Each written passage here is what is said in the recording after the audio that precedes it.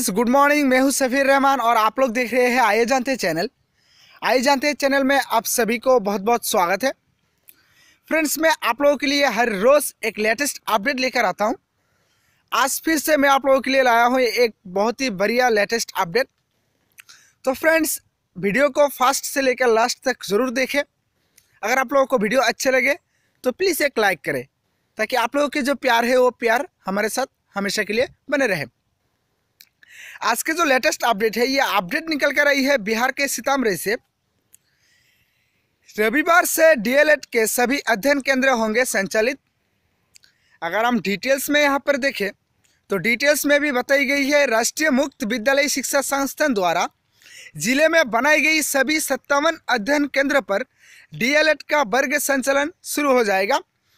सीतामढ़ी पहुंचे राज्य समन्वयक ने सोमवार को नगर स्थित सरस्वती विद्या मंदिर परिसर में आयोजित प्रशिक्षण शिविर में सभी समन्वयक एवं साधन शिविरों को आवश्यक जानकारी दी। परीक्षा वाले केंद्र पर समन्वयक के विभाग पर संचालित होंगे वर्ग।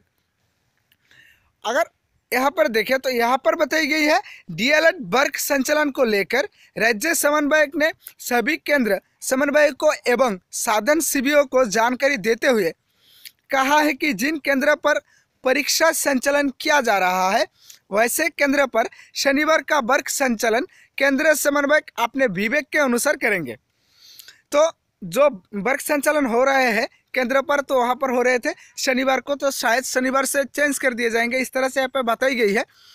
अर्थात शनिवार के वर्ग संचालन अवकाश के दिनों में कर सकते हैं। तो शनिवार को जो वर्ग संचालन हो रहे थे तो शनिवार के वर्ग संचालन अभी अवकाश दिनों में जो हॉलीडे होते हैं बंद के दिनों में करेंगे, जबकि प्रत्येक रविवार को वर्ग संचालन किया जाएगा।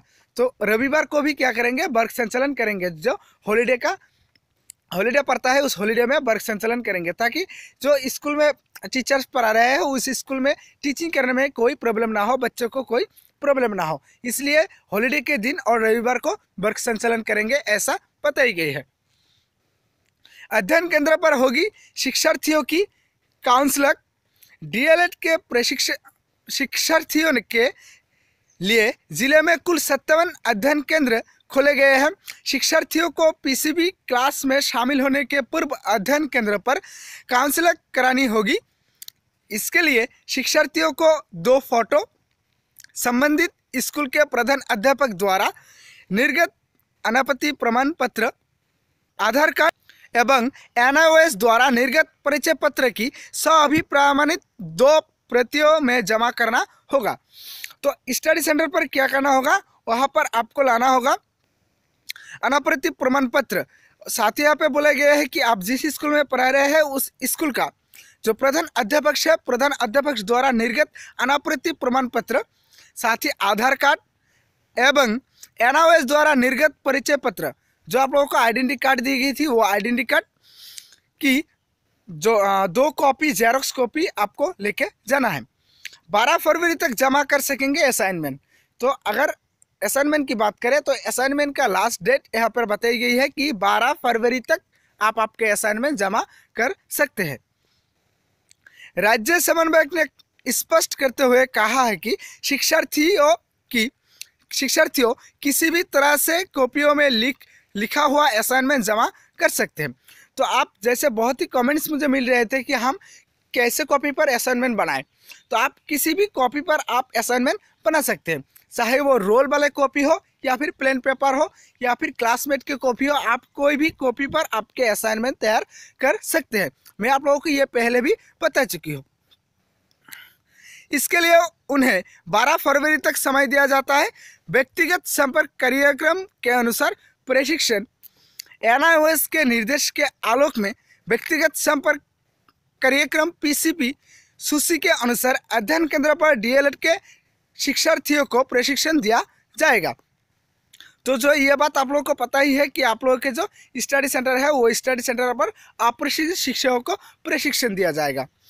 2 सत्र में प्रशिक्षण दिया जाएगा जो 25 मार्च 2018 तक संचालित होगा।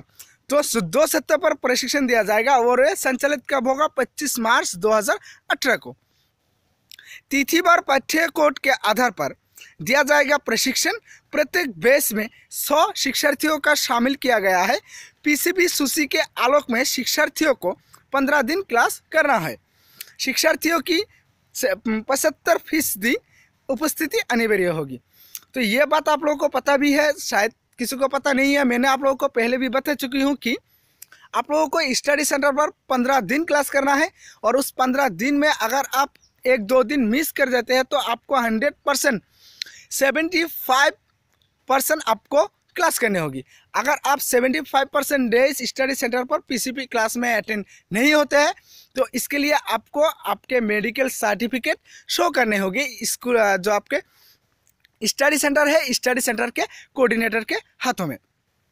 अगर आप ऐसा नहीं करते हैं तो शायद आपको एग्जाम में बैठने ना दिए जाए, ऐसा भी हो सकता है। तो ऐसा भी बताई गई थी न्यूज़ के ऑफिशियल वेबसाइट में, एक अपडेट आई थी, मैंने आप लोगों को बता चुकी हूँ कि आपको पीसीपी में 75% डेज अटेंडेंस होना पड़ेगा। अगर आप अटेंडेंस नहीं दे पाते हैं, किसी भी कारण आप अटेंडेंस नहीं दे पाते हैं तो आपको मेडिकल सर्टिफिकेट शो करनी होगी।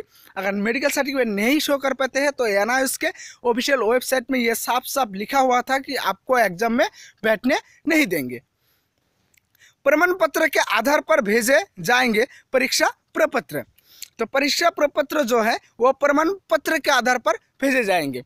अगर आप प्रमाण पत्र ठीक से जमा करते हैं, पीसीपी क्लास ठीक से कर लेते हैं, तो आपको क्या कहा है, आप प्रमाण पत्र के आधार पर आपने जो प्रमाण पत्र जमा करेंगे उस प्रमाण पत्र के आधार पर भेजे जाएंगे परीक्षा प्रपत्र।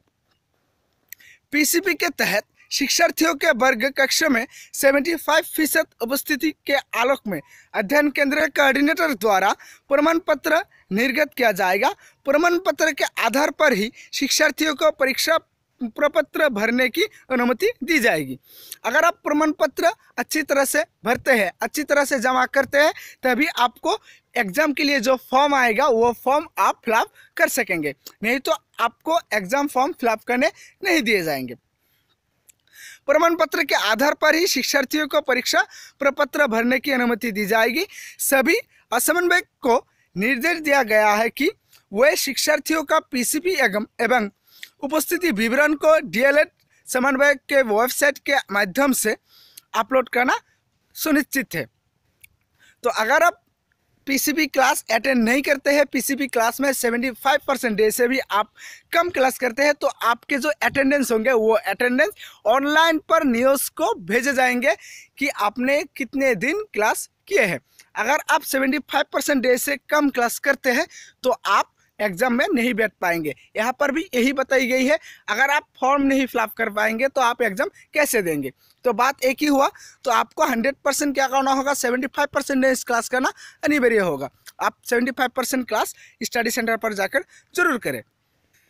तो फ्रेंड्स, अगर आप लोगों को वीडियो अच्छे लगे तो प्लीज़ एक लाइक करना ना भूलें। साथ ही हो सके तो आपके फ्रेंड्स रिलेटिव्स पर व्हाट्सएप, फेसबुक या इंस्टाग्राम के माध्यम से ज़रूर शेयर करें। तो फिर इस तरह की हर एक छोटी बड़ी जानकारी मैं आप लोगों के लिए आगे भी लाता रहूँगा। तब तक के लिए thank you for watching. Thank you very much. जय हिंद।